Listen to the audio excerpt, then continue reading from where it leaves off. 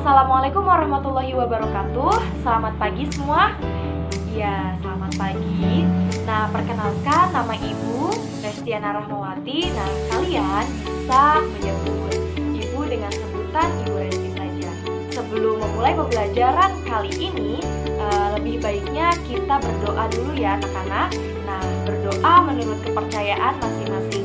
Berdoa dimulai. Setelah ini Ibu akan mengabsen nama kalian. Tolong on cam kamera semua jika Ibu memanggil nama kalian. Yang pertama yaitu Atia Farhah. Oke, hadir ya. Kemudian Muhammad Afrizal. Oke, hadir. Siti Kromah. Sakit. Oke, kalau sakit ya. Kemudian Siti Kurotul Aini. Oke, terima kasih Ibu sudah mengabsen nama-nama kalian. Oke, Ibu akan memberi kalian jargon terlebih dahulu agar kalian lebih semangat lagi untuk mengikuti pembelajaran pada pagi hari ini. Oke, jika Ibu mengucapkan apa kabar kalian semua? Nah, kalian bisa menjawab Alhamdulillah, luar biasa, Allahu Akbar. Oke, Ibu mulai ya. 1, 2, 3. Apa kabar kalian semua? Alhamdulillah, luar biasa, Allahu Akbar. Hore, tepuk tangan untuk kita semua. Selanjutnya, Ibu akan memperkenalkan materi yang Ibu akan sampaikan pada pagi hari ini. Materi yang Ibu akan sampaikan di pembelajaran kali ini yaitu tentang tema 7, indahnya keragaman di negeriku. Subtema 2 yaitu indahnya keragaman budaya negeriku di pembelajaran 2 kelas 4. Pada kali ini Ibu akan menjelaskan materi tentang sumber daya alam hayati dan sumber daya alam non hayati. Nah, apa sih sumber daya alam itu? Nah, kalian juga tidak tahu kan? Nah, Ibu akan menjelaskan terlebih dahulu ya apa itu sumber daya alam.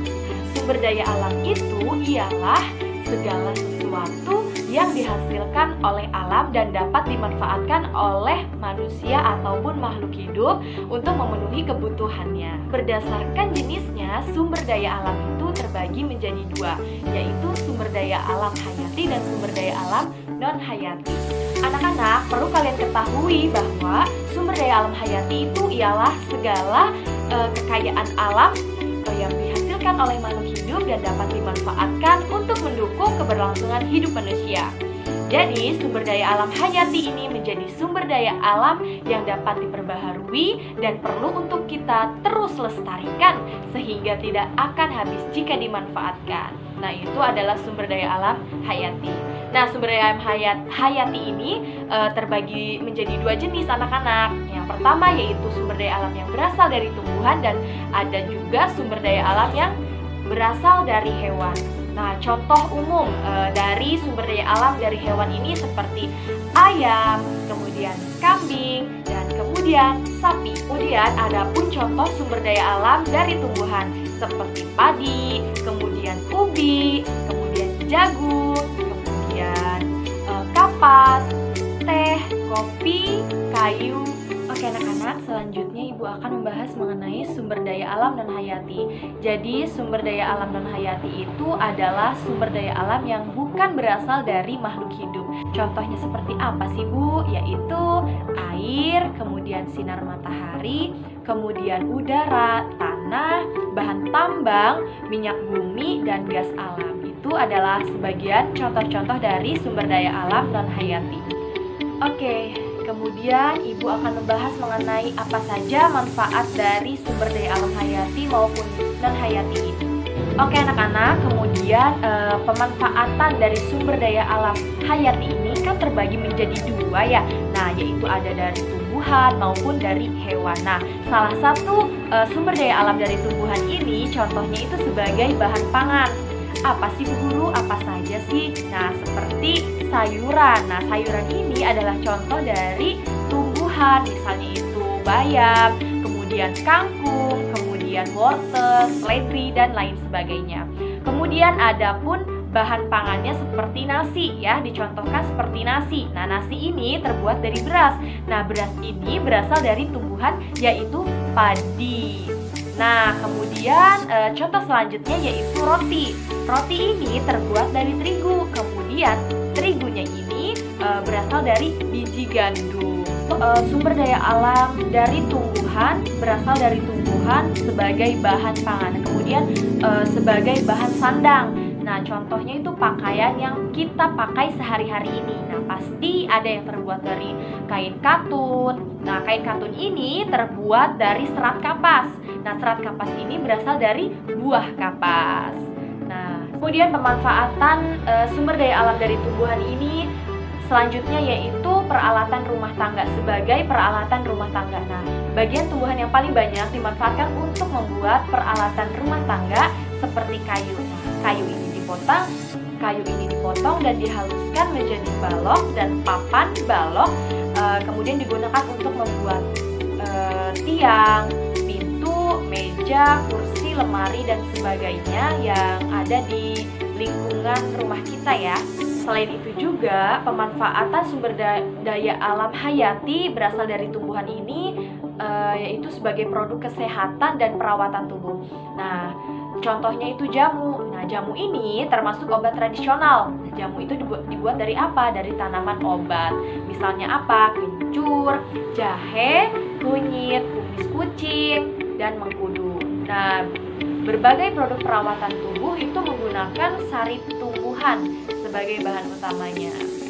Nah, sampo juga dibuat dari lidah buaya. Dan itu adalah contoh sebagian contoh dari pemanfaatan sumber daya alam hayati dari tumbuh. Nah, oke anak-anak, jadi yang selanjutnya yaitu sumber daya alam hayati berasal dari hewan. Contohnya itu sebagai bahan pangan.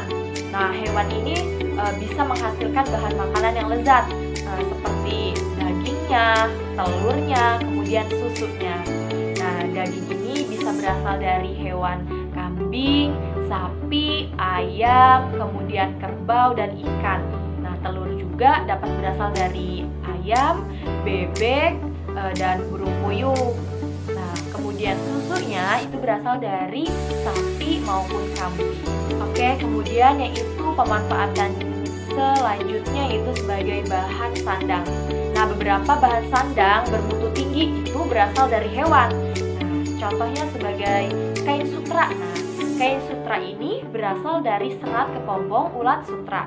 Kemudian wool ini berasal dari serat rambut atau bulu domba. Dan kulit sapi, kerbau, ulat, dan buaya ini juga bernilai tinggi. Nah, kulit hewan-hewan itu dapat dibuat menjadi jaket, pelapis, sofa, dan jok mobil, sepatu, dan tas. Oke anak-anak, kemudian ada pun pemanfaatan sumber daya alam non-hayati. Nah, sumber daya alam non-hayati ini juga terbagi menjadi dua, yaitu sumber daya alam yang dapat diperbaharui dan sumber daya alam yang tidak dapat diperbaharui. Nah, tadi kan sudah Ibu jelaskan bahwa sumber daya alam yang dapat diperbaharui itu contohnya seperti air, angin atau udara, yang kemudian sinar matahari. Oke, sumber daya alam yang tidak dapat diperbaharui contohnya atau salah satu contohnya yaitu minyak bumi. Nah, minyak bumi ini sangat dibutuhkan oleh manusia, terutama untuk bahan bakar kendaraan.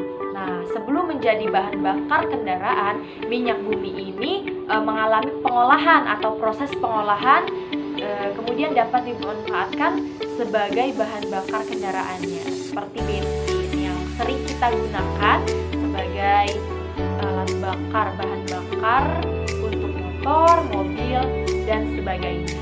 Gue akan membahas mengenai materi terakhir ya, yaitu mengenai jenis mata pencaharian dari sumber daya alam hayati maupun sumber daya alam non hayati.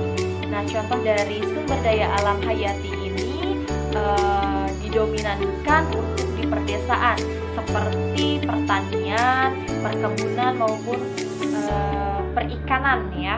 Nah, dalam pertanian ini beberapa kegiatan yaitu pemanfaatan sumber daya hayati ini dilakukan oleh masyarakat di desa menghasilkan bahan pangan makanan, nah, ataupun untuk mereka jual sebagai mata pencaharian.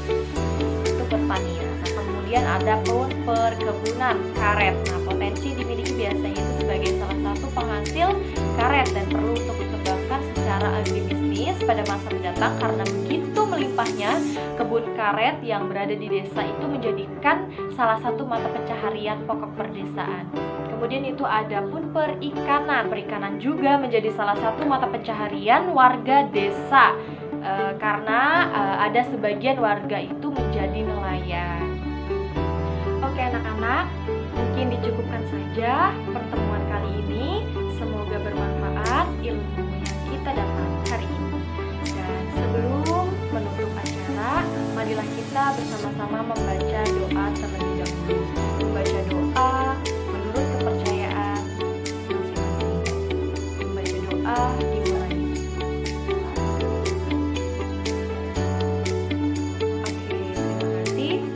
Oke anak-anak, dicukupkan saja. Kurang lebihnya mohon maaf. Wassalamualaikum warahmatullahi wabarakatuh. Selamat pagi semua. Dan sampai berjumpa di minggu depan.